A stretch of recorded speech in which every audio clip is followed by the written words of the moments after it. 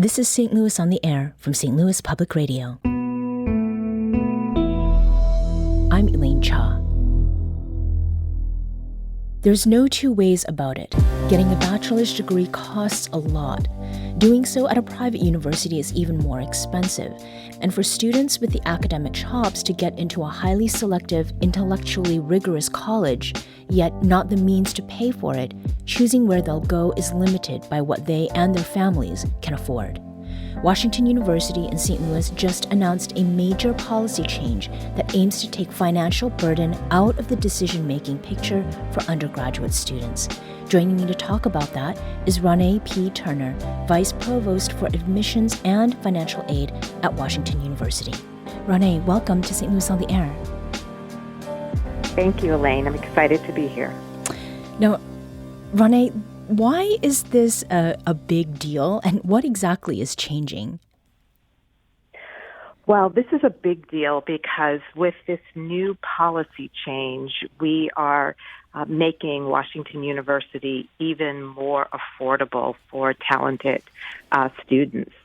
So essentially, we have expanded our no-loan financial aid policy for all undergraduate students, and that will be effective next fall. Mm-hmm. So when a student applies to WashU and they are applying for financial aid, when we award them financial aid, they will not have loans in their financial aid package. Mm-hmm. And why is it that this is happening now?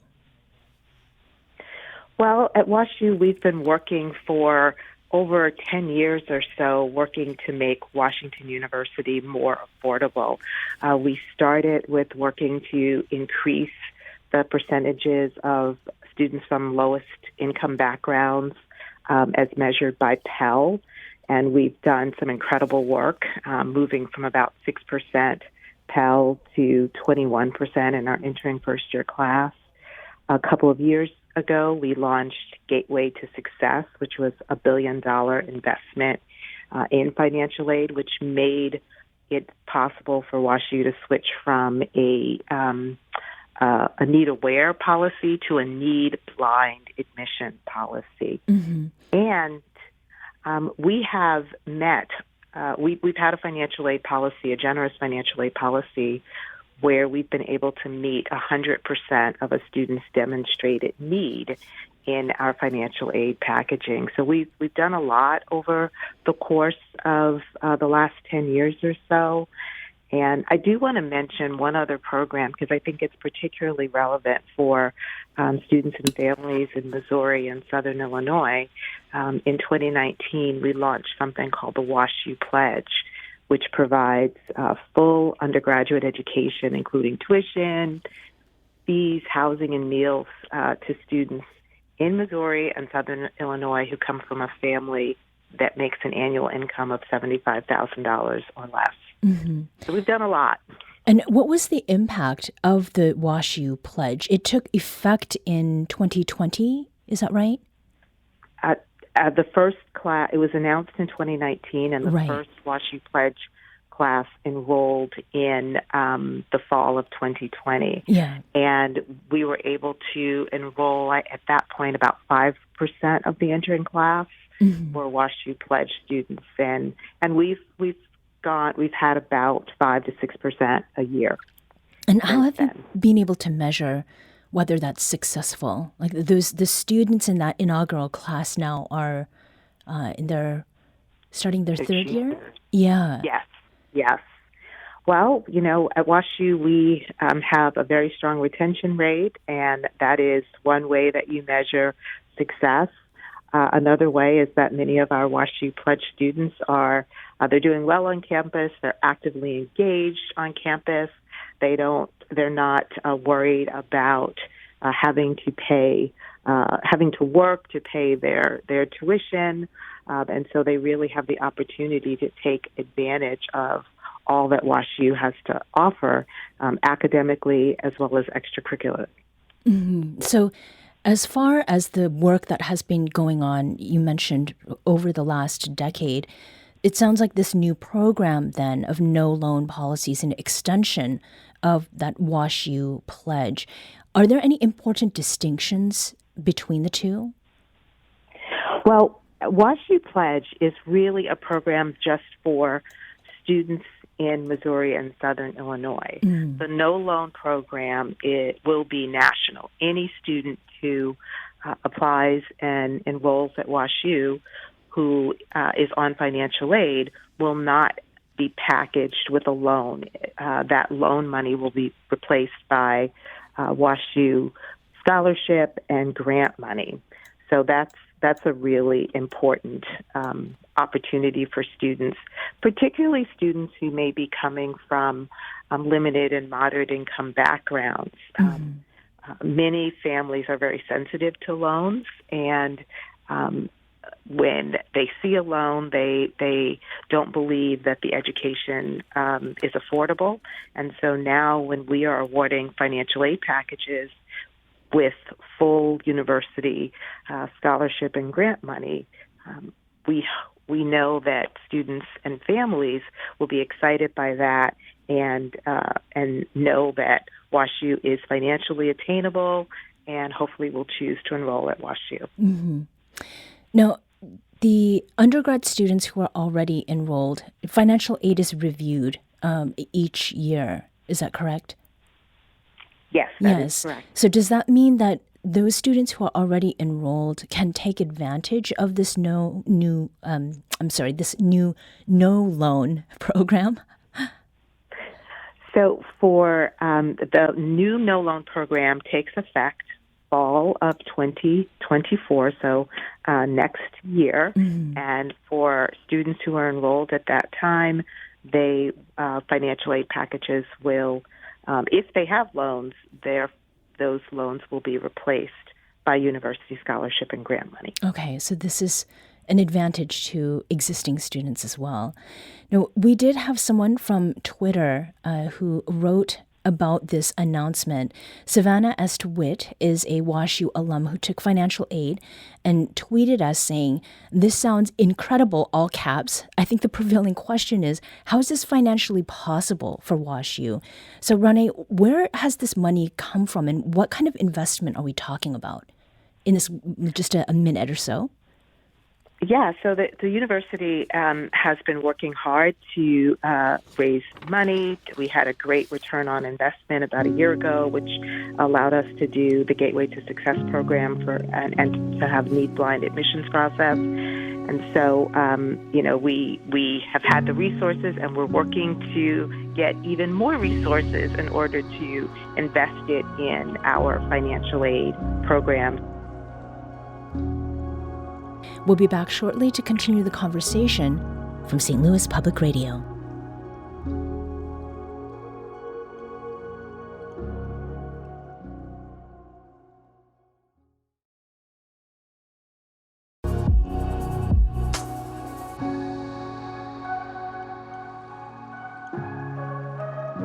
Now back to our conversation with Ronné Turner, Vice Provost for Admissions and Financial Aid at Washington University in St. Louis.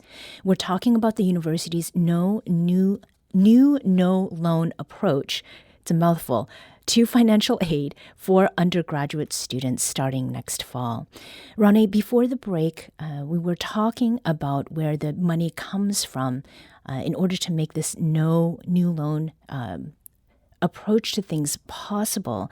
And one of the things that we had mentioned is that someone had tweeted us about not only where the money is coming from, but also whether there are any loopholes. Like, is this something that's too good to be true? Well, there are no loopholes.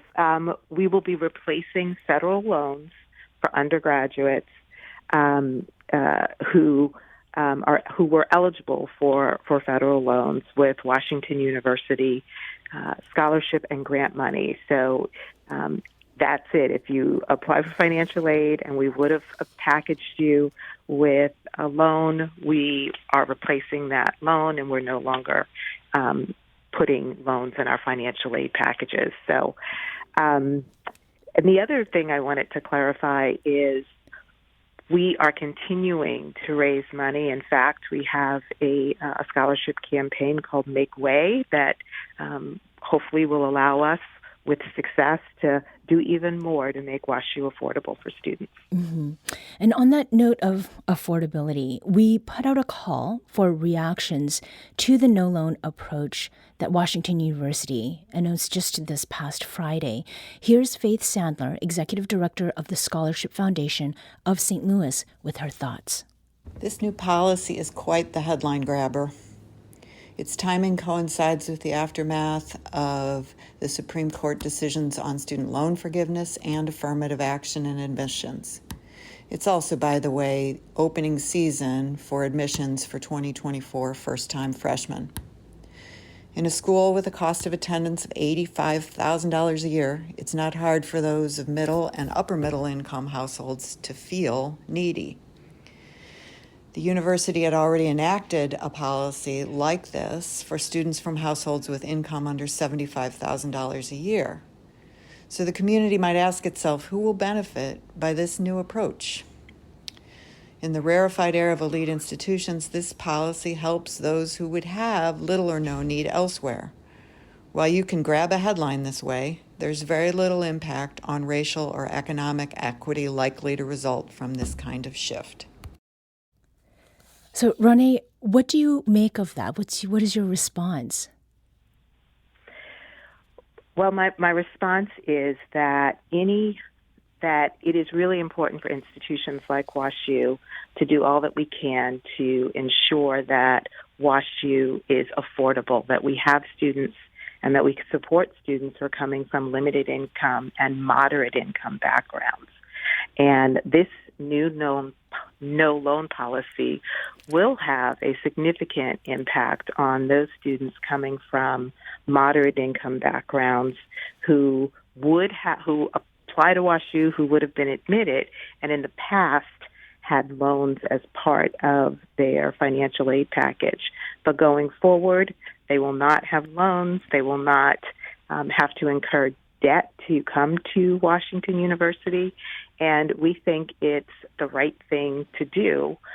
We're in a position where we can do it, and we are just excited to expand opportunities for talented students regardless of their income. Mm-hmm. I disagree with the assessment because I see the impact that financial aid and no loan programs has on students and their ability to continue their education and be successful. Mm-hmm. Another aspect of no loans is, when you have students who are coming from moderate incomes or limited income families, sometimes they make choices about their majors and what to do after they graduate because they're worried about paying back loans.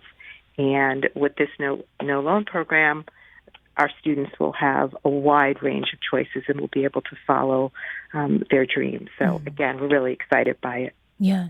Do you happen to have any examples of students who have benefited because of these new approaches to financial aid overall? Well, I am not going to share a name or anything of a student. Oh, sure. But with the WashU Pledge program, with our new Need Blind initiative, we have students who wouldn't have chosen WashU who have chosen WashU. The fact that students in Missouri and in Southern Illinois, we're trying to get the word out even more so that more of those students who qualify for WashU Pledge from a financial perspective and who are talented students will apply to WashU, will choose to apply to WashU. So getting that word out really makes a difference and has a positive impact. Mm-hmm. Now, Washington University's endowment, it's been impressive for many years. And in fact, U.S. News and World Report says that it's north of $13 billion, with a B, dollars. So why was this no loan program not implemented earlier? Or were there forces, more recently that have prompted action on it? Well, one of the things that everyone needs to understand about endowments is that institutions receive donations from generous folks, and a lot of times, well, most of the times, they specify what those funds can be used for. And because of that specification and that commitment, we can't legally redirect the funds to other programs. And so we've had to work really hard to raise money for financial aid directly so that we would have endowment funds that would impact financial aid, that could be used for financial aid. And a couple of years ago, we had a really incredible return on investment, which allowed us to dedicate money to become a need-blind institution. So endowments are pretty complicated, and you just can't spend the resources. You as have you would to see honor fit. the gift. Yeah, Right, you have right. to honor the gift. Well, as a nonprofit newsroom, we certainly understand how that works as well. We've had past conversations on this show around generational debt. How does this benefit more than a single student? I mean, I've been saying families explicitly because it's not about a single individual student. Is there some illustration or example that you can offer that demonstrates generational benefit? Well, just generally, when you have a student that's coming from a limited income or a moderate income background, they're the first in the family to go to college, and they come to an institution like WashU, they are fully supported with our financial aid programs, and they don't have to pay back loans. That really starts to change the family's trajectory. I can talk about my own personal experience. My mother was the first student, the first child in her family, and there were over 10 10 children in her family, but she was the only one to go to college. And the impact that has had, she was first generation, low income, the impact that has had on my brothers, my sisters, my nieces, my nephews, and many of our cousins has been incredible because they saw college as attainable because my mother did it. And that really has changed our family.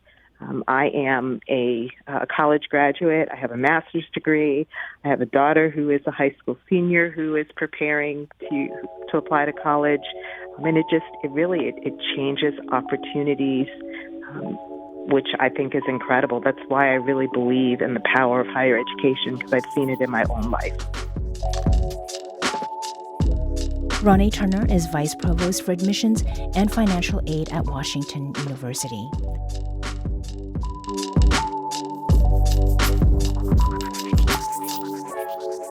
This episode was produced by Maya Norfleet. Our audio engineer is Aaron Dorr. This podcast was mixed and edited by Aaron. Our executive producer is Alex Hoyer. St. Louis on the Air is a production of St. Louis Public Radio. Understanding starts here. St. Louis on the Air proudly supports local artists by using music from Life Creative Group. Do you find yourself regularly listening to episodes of St. Louis on the Air? Suggest us to a friend you think might enjoy our conversations, and leave us a review and rating on Apple Podcasts on the App Store. It's the simplest way to help people discover our show. Thank you. St. Louis Public Radio is a member-supported service of the University of Missouri St. Louis.